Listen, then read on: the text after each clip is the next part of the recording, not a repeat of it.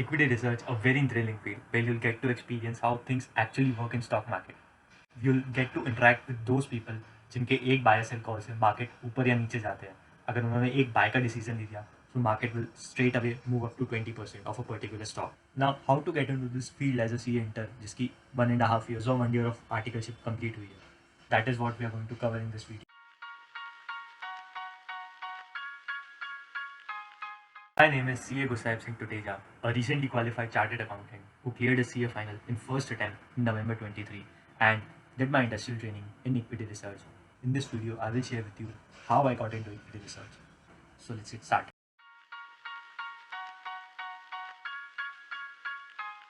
First thing that I think is important to get an industrial training in equity research is you have to be alert and you have to make a lot of connections, a lot of cold emailings and a lot of LinkedIn cold inbox messages.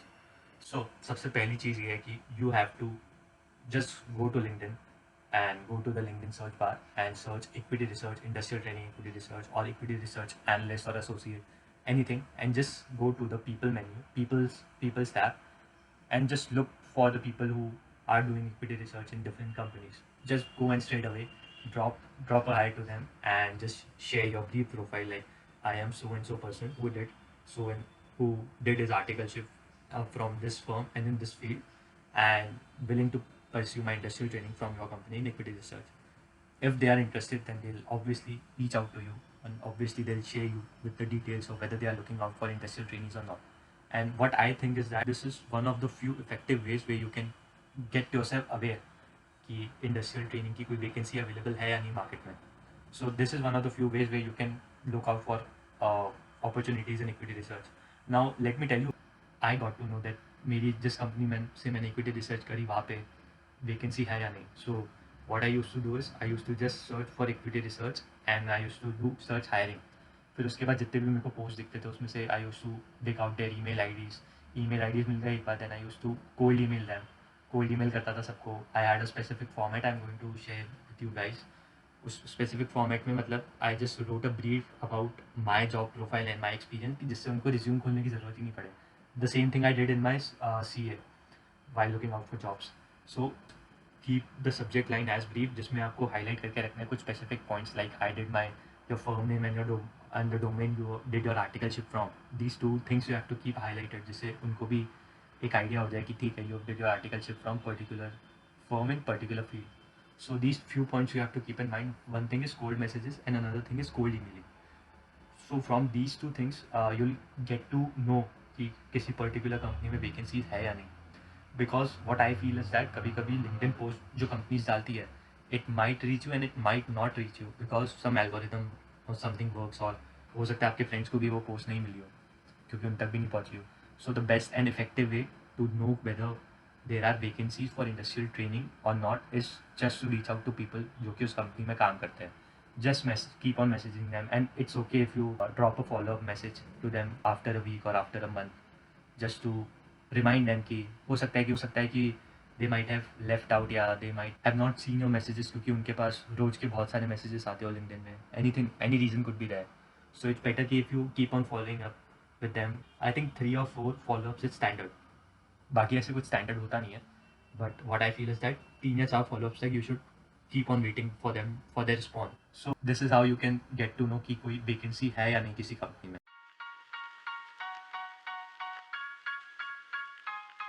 तो अब vacancy के बारे में तो पता चल गया हमको and you might also have scheduled your interviews with particular companies. अब next thing that comes to mind is कि how should I prepare for the particular interviews, कि कौन से पर्टिकुलर टॉपिक्स है जो मेरे को पढ़ के जाने हैं. या अब अगर आपकी आर्टिकलशिप स्टार्ट हो रही है and you are planning to go into equity research तो कौन कौन से सब्जेक्ट्स है जो आपको आफ्टर 1.5 years और 1 year पढ़ के रेडी रखने हैं. So I will cover these things here. So there are 2 fronts where you will have to prepare for your interviews. पहला है थ्योरेटिकल फ्रंट एंड दूसरा है experience front. Now since you have gained 1.5 years or 1 year of experience, so you also have to prepare something. Keep in mind कि आपने क्या क्या चीज़ें cover की है ड्यूरिंग योर आर्टिकलशिप एक्सपीरियंस. तो एक्सपीरियंस फ्रंट में what you will have to do is just keep in mind कौन कौन सी इंडस्ट्री की कंपनीज में आपने काम किया है. If there are listed companies then you can mention their names. I don't think there is any independence issue और anything क्योंकि मैंने भी इंटरव्यूज में किया है and I have seen a lot of videos where you are allowed to do so. Basically अगर कोई listed companies हैं, a well known brand like Tatas और आदित्य बिरला ग्रुप्स और एनीथिंग, कोई अच्छे ब्रांड की कंपनीज में आपने ऑडिट किया है या कुछ इंटरनल ऑडिट वगैरह किया है, so you can mention it straight away. Resume में I am not sure, but interview में तो surely you can mention it. And if it is unlisted company, so you can mention कि I did stat audit of a company which is worth 200 crore of turnovers, और जिसकी net worth पर्टिक so and so थी। So these are points you can mention कि आप बता सको कि आपने कितने स्केल में कंपनीज का ऑडिट किया है या इंटरनल ऑडिट किया है या ड्यू डिलिजेंस किया है, जो भी है आपकी field. So now here one thing you'll have to keep in mind is that you don't have to explain to them कि आपने क्या प्रोसेस लगाए थे ऑडिट के टाइम पे या इंटरनल ऑडिट के टाइम पे, क्योंकि ये बात उनको भी पता है मोटा मोटी कि इंटरनल ऑडिटर चेक क्या करता है। लेकिन what you'll have to focus is on आप जो प्रोसेस करते थे वो क्यों करते थे। लाइक फॉर एग्जाम्पल, मैं अगर किसी कंपनी का इंटरनल ऑडिट किया था मैंने, और मैंने HR फ्रंट में मैंने ऑनबोर्डिंग के लिए मैंने मान लो ऑफर लेटर्स चेक किए थे। So you don't have to straight away से टू देम कि मैंने पर्टिकुलर कंपनी का इंटरनल ऑडिट किया जिसमें मैंने उनके HR की प्रोसेस चेक करने के लिए ऑफर लेटर्स में HR हेड या HR डिपार्टमेंट हेड के साइंस देखे थे।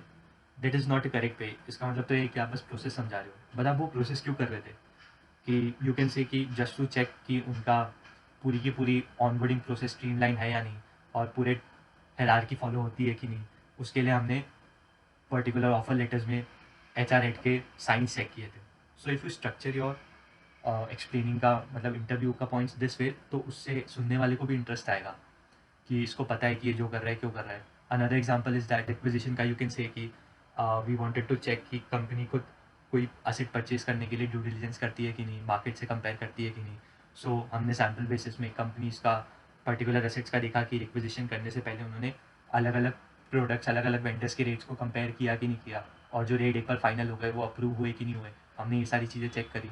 सो this way you can properly explain to them कि मतलब उनको भी इंटरेस्ट आएगा कि सामने वाला कैंडिडेट है, उसने बस जो सीनियर ने बोला वो किया नहीं, understand a particular process and he applied it. The very thing that is relevant from an experience is that how well you can communicate to the particular interviewer कि आपने जो भी एक्सपीरियंस लिया उससे आपको क्या सीखने को मिला।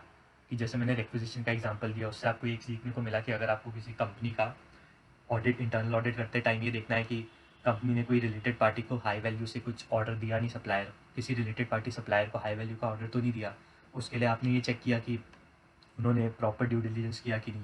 ड्यू डिलीजेंस एज इन की अलग अलग सप्लायर्स के रेट्स को परचेज़ किया, फिर एक सप्लायर को चूज सेलेक्ट करके फिर उसको डिपार्टमेंट हेड से अप्रूव कराया। So this is a stringent और right way to do things, and this is how things are suppose to be done. So this is one thing on interview friend कि one. So from experience point of view you'll have to highlight some few points which are कौन कौन से sector की companies करी। If you did a listed companies then you can mention the name. Resume में you will have to check, बाकी interview में तो I can guarantee you can give out call out their names, and if these companies are not listed then just straight away tell the interviewer कि कितना turnover था उस company का and what was their net worth। ठीक है। And the last thing is that you don't have to just straight away explain to them कि हम आपने क्या प्रोसेस करी, बट यूल हैव टू से कि उस प्रोसेस से आपने क्या सीखा, like what was the reason for doing that particular exercise और process during your audit. So these are few points that you'll have to keep in your mind while preparing for experience front for your interview in equity research or any field for that matter.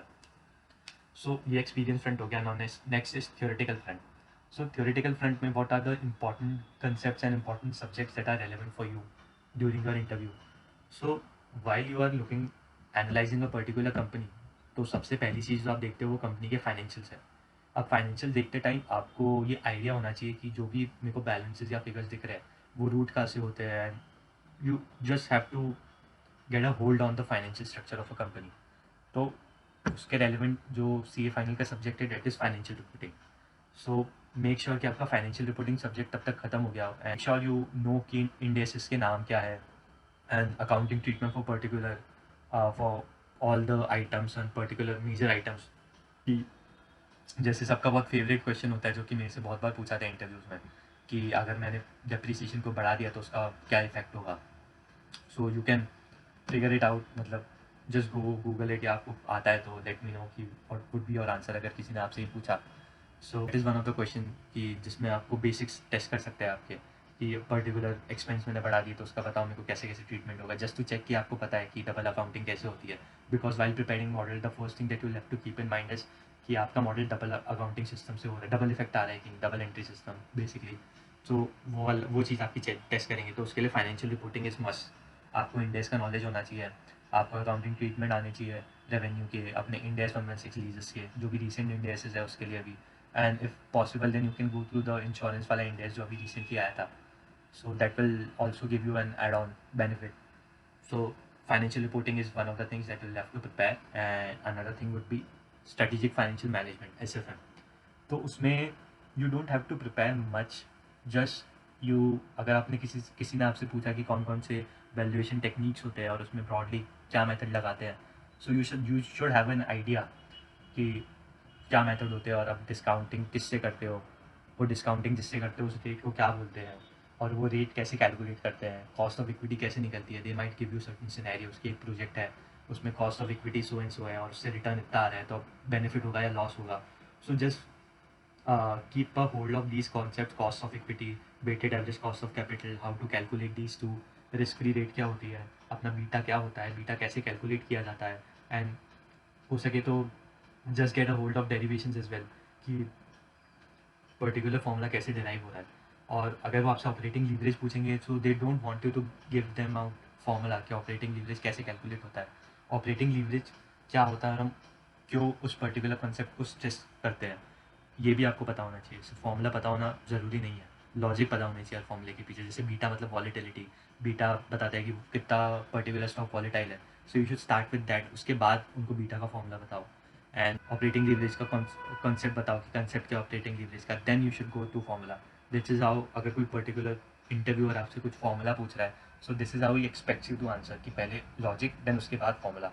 So this way you can make them sure कि आपको logic wise चीज़ें पता है, आपको understanding है, thorough understanding है basic concept की। तो this is how you should prepare for the interview.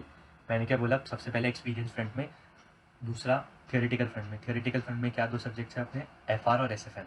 ये दोनों चीज़ सब्जेक्ट्स तो मेक श्योर आपके बेयर मिनिमम हो जाने चाहिए। सो अब ये दोनों फ्रंट के अलावा with what I think is another important front is that investing front. Now investing front क्यों इंपॉर्टेंट है कि दे माइट आस्क यू कि आपका कोई पर्सनल पोर्टफोलियो है या नहीं, कि अगर आप किसी दूसरे को एडवाइस देने जाओगे पर्टिकुलर स्टॉक में, तो आपका खुद का भी स्टॉक मार्केट में थोड़ा सा एक्सपीरियंस होना चाहिए कि you might have made certain calls, certain investments. तो वो आपसे पूछेंगे कि आपने पोर्टफोलियो में कितने स्टॉक्स हैं और आपने स्टॉक पिक करते समय क्या क्या चीज़ों का नॉलेज रखा। Now you should not give them straight answers कि हमने न्यूज़ देख के कोई पर्टिकुलर स्टॉक उठाया या मेरे को रेफरेंस किया था किसी पर्टिकुलर पर्सन ने। जस्ट मेक श्योर कि आपने 2-3 स्टॉक ऐसे पकड़ के रखे, उनके बारे में थरो रीडिंग, उनके एनुअल रिपोर्ट्स पढ़ो, उनकी कॉन कॉल ट्रांसक्रिप्ट पढ़ो, और उनके क्वार्टरली इन्वेस्टर्स प्रेजेंटेशन, ये 3 चीज़ें पढ़ो। अब कॉन कॉल ट्रांसक्रिप्ट और इन्वेस्टर्स प्रेजेंटेशन क्या होते हैं? सो कंपनी हर एक क्वार्टर में एनालिस्ट जो होता है, रिसर्च एनालिस्ट, उनके साथ कॉल शेड्यूल करती है। तो उस कॉल में दे मेक अ प्रेजेंटेशन, और जो मीटिंग के जो मिनट्स होते हैं उसको बोलते हैं कॉन कॉल ट्रांसक्रिप्ट। तो ये दोनों चीज़ें आपको हर लिस्टेड कंपनी की वेबसाइट के इन्वेस्टर्स रिलेशन वाले टैब में मिलेगी। सो यू मेक श्योर जो भी कंपनी आप होल्ड करते हो या जो भी कंपनी के बारे में आप पढ़ रहे हो, यू मेक श्योर कि you go through their annual report, investor presentation and con call transcript, जिससे कि आपको अंडरस्टैंडिंग होगी कंपनी में अभी क्या चल रहा है, कंपनी के फ्यूचर प्लान्स क्या है, जिससे कि आप सामने वाले को भी बेसिस बता सको कि ठीक है कंपनी ने बोला है कि आगे एक्सपांड करेगी अपने ऑपरेशंस, तो मेरे को लगता है उसको और अच्छा मल्टीपल मिलेगा, उसकी सेल्स ग्रो करेगी। और अगर इसी मल्टीपल में आगे आगे चली तो इस पर्टिकुलर सेल्स में उसको और अच्छा वैल्यूएशन मिलेगा, जिससे कि उसका स्टॉक प्राइस और अच्छा होगा। So just makeup a good logical story कि जो आप सामने वाले को एक्सप्लेन कर सको, and you should have a thorough understanding and diligence before making out that story, before making out that story. So make sure you also have it in your, so make sure कि आप so make sure कि you do a thorough reading before, so make sure you do a thorough reading of that particular stock before pitching it to the interviewer. So that was it with how to prepare for your interviews, and I think it must have been helpful and you might have covered some new things जो कि आपको पहले नहीं पता हो, क्योंकि when I was in C intern मेरे को भी ये सारी बातें नहीं पता थी। So I thought why not share with all those who are looking out for industrial trainings. So do let me know how do you feel, what do you feel about this video, and you can always reach me out on LinkedIn. I'll just drop my LinkedIn profile in the bio and we'll connect hopefully. and I'll keep on posting more and more videos about such topics and hope to see you soon. Thank you.